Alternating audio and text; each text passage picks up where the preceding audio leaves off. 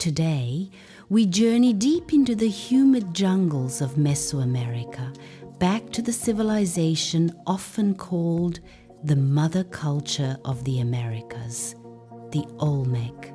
We are seeking answers from silent, massive stone faces, colossal monuments that stand as a direct challenge to every established timeline of global history. We are investigating whether these faces prove that the ancient world was connected by ocean voyages thousands of years before Christopher Columbus was born.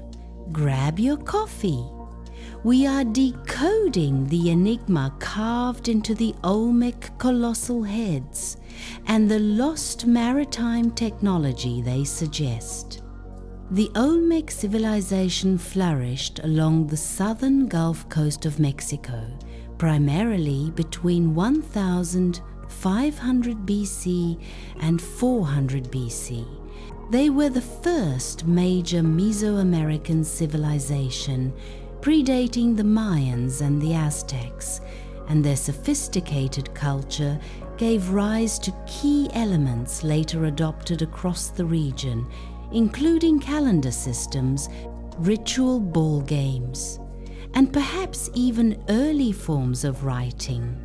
Their cities, built in monumental centers like San Lorenzo and La Venta, demonstrate an advanced social structure and engineering capability.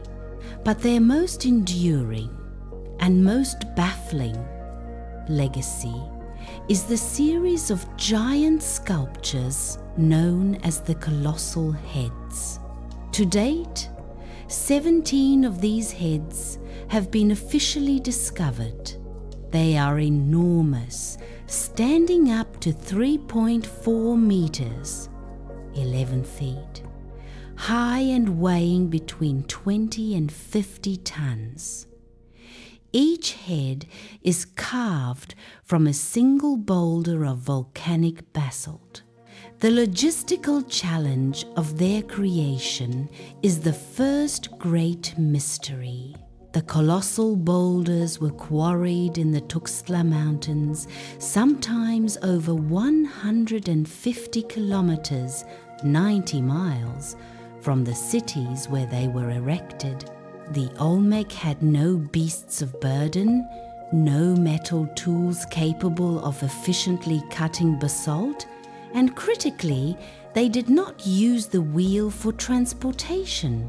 Mainstream archaeology posits that the Olmec relied on thousands of laborers, using simple ropes, wooden rollers, and rafts to drag and float the stones across swamps and rivers, a task so monumental it would have consumed vast resources and decades of labor simply to move the raw material. However, it is the subjects of these sculptures that ignite the fiercest controversy.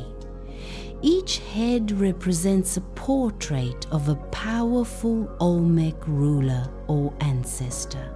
They are all male, wearing distinct helmet-like headdresses that appear to be protective gear.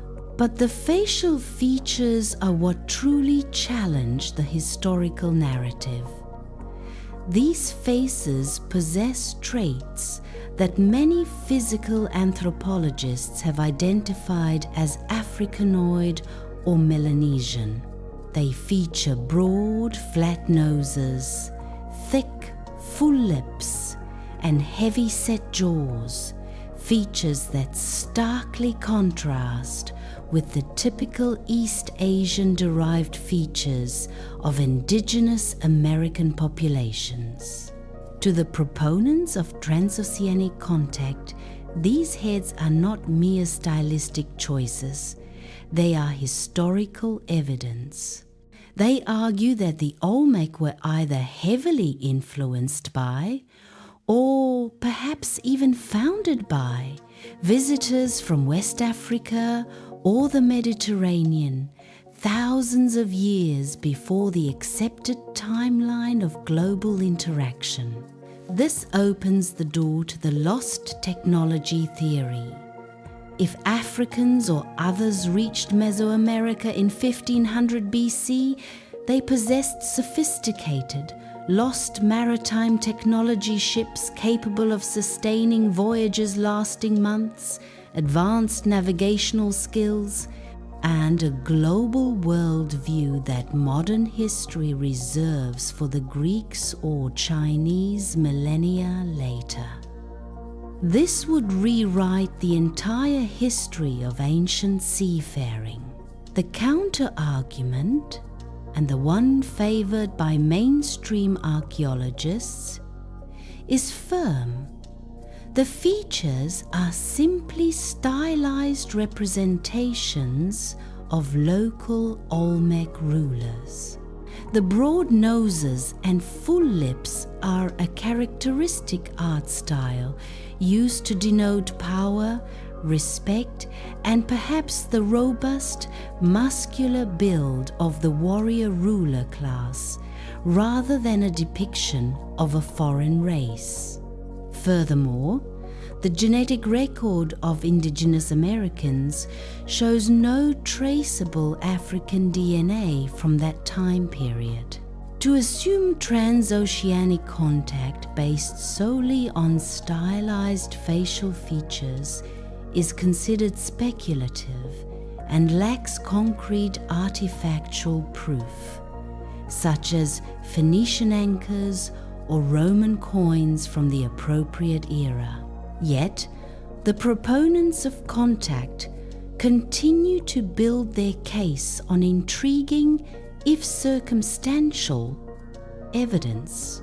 They cite shared cultural traits across the oceans, the prevalence of pyramid building in both Mesoamerica and ancient Africa, and possible similarities between Olmec jade artifacts and certain ancient Chinese carvings.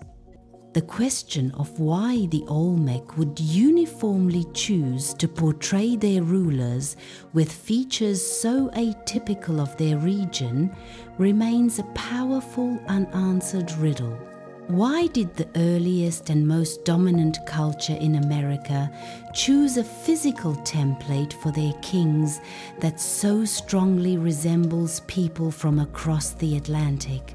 The mystery of the colossal heads forces us to confront the limitations of our own historical knowledge. Were ancient civilizations more globally connected than we give them credit for? Did a lost seafaring technology facilitate contact between continents in an age we consider primitive? The Olmec Colossal Heads stand today as silent, watchful guards over an unresolved historical paradox. They are either proof of the immense logistical capabilities of the Olmec people to move and carve stone, a technological feat in itself, or they are the definitive giant faces of a long-forgotten truth that the world was, perhaps, always one. Tell us in the comments. Do you believe the Olmec Colossal Heads prove a lost transatlantic contact, or are they simply stylized portraits of local, powerful Mesoamerican kings? Keep questioning everything.